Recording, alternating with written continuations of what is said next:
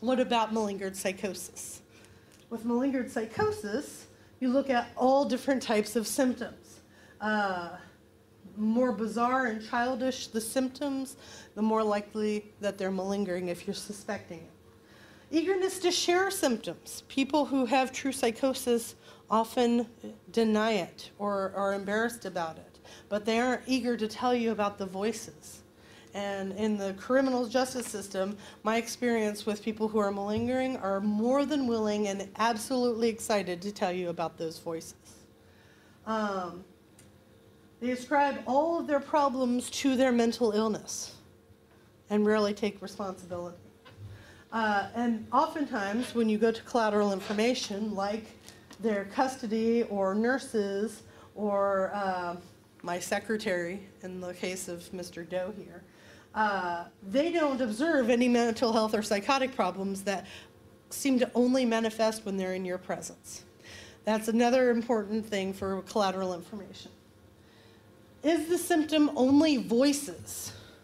Because oftentimes the symptom is only voices. And if it is, then maybe it's not psychosis. Ask, are they continuous or do they come and go? Why? People with true psychosis are what? Intermittent. The voices come and go. Ask, are they vague and inaudible, or can you hear exactly what they're saying all the time? Why? And people who have meth-induced psychosis hear whispers. You know, people with true psychosis often can tell you what the voices are saying. They're not associated with delusions or a thought disorder or any other symptoms of psychosis. It's just voices. People in San Quentin, pretty much everyone hears voices. Now, people with substance-induced psychosis will also see shadows, especially meth, because it's terrible. But they'll see shadows, they'll call them the shadow creatures, and they'll hear whispers or an increase of auditory illusion. An illusion comes out of real background noise.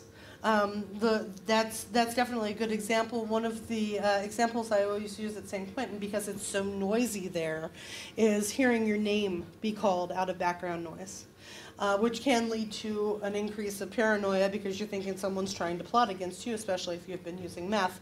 But in the cell blocks, it's incredibly noisy. People are talking and calling out and screaming, and the COs will use those horrible, outdated comm systems to call your name and say, get dressed.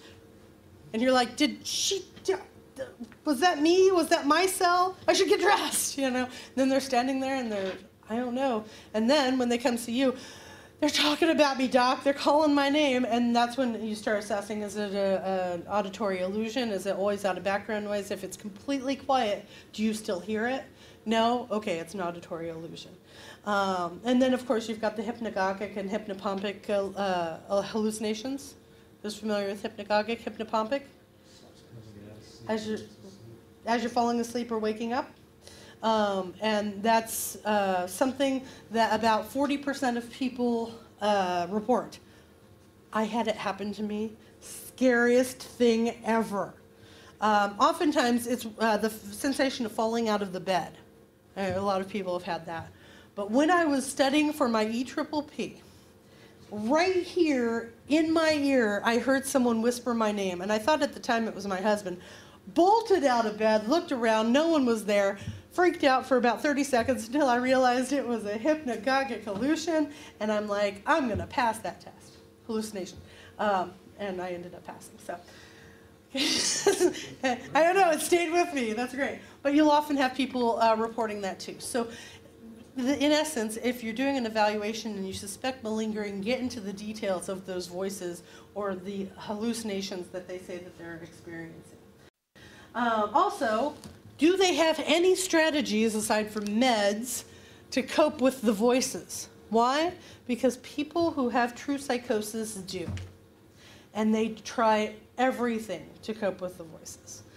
One guy who stands out for me, who I was treating in my residency, paranoid schizophrenic, absolutely no overt symptoms. You could talk to him. He was a great guy. And he had the demons yelling at him all the time. And when it was really quiet at home and he couldn't concentrate because they were so loud, he would sit in the shower for 8 hours a night.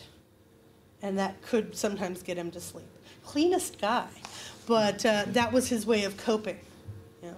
So people with true psychosis have a means of coping. Sometimes it's just using drugs, but they have a means of trying to cope. Also, they claim that all instructions are obeyed. So when the voices tell you to do something, do you always obey them? Yes. People with true psychosis will say no. I do everything in my power not to obey command hallucinations. And the kicker is ask which ear. You hear it from the right side or the left side more. People who malinger will say, oh, it's always the left side, doc, or the right side. Whereas people with true psychosis will say both ears. You know. One of my friends said that she found a new kicker. She said, do they talk to you in a foreign language? Are they singing to you in like French? And the guy said, yes! Oh my goodness! How did you know? So there's a number of different things that you can look at. Hallucinations, continuous, rather intermittent, vague, stilted language, inability to state strategies. All of these I've kind of already talked about, but delusions, they come and go. They're abrupt and then they went away. Why? Because we know people who have real delusions, they don't just come and go, and it's very hard to challenge them. Also, eagerness to call attention to delusions. I'm really paranoid, doc. Okay. And conduct is markedly inconsistent with their delusions. I'm really, really paranoid, doc. Let me tell you about all my symptoms. People who are really paranoid don't want to tell you about all of their symptoms, all right? Especially that they're paranoid. And the content without being disordered thinking. So they'll tell you all about the content of their delusion, but there's no other disorganization except for that. Could suggest malingered psychosis.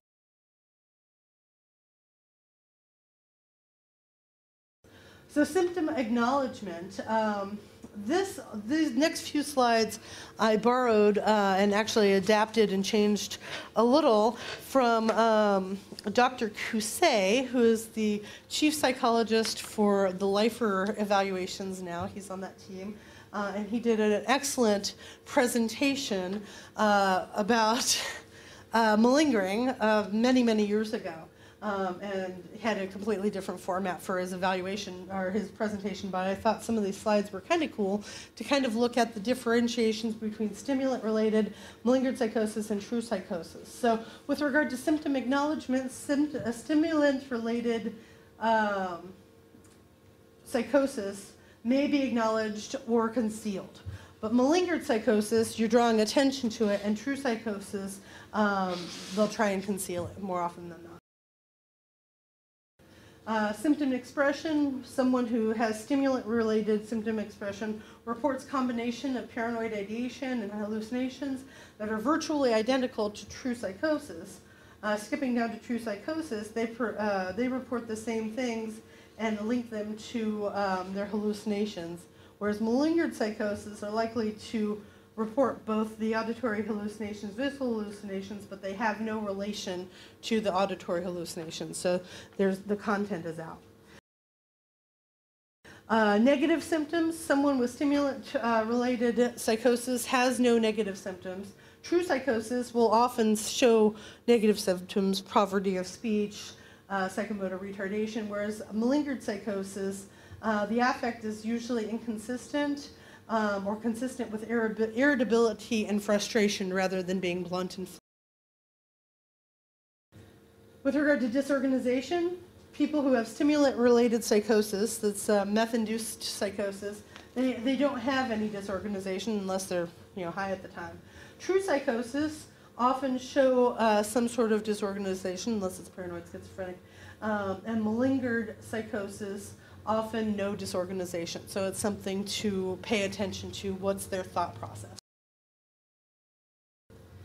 And then with regard to leading questions, stimulant related, not susceptible to leading questions. Malingered are susceptible to leading questions and may often endorse things like rare symptoms or atypical symptoms, whereas functional psychosis are not necessarily as susceptible to leading questions. I actually don't know where he got that information, if that was just his own 2 cents, but it made sense to me, so I used a couple of his examples.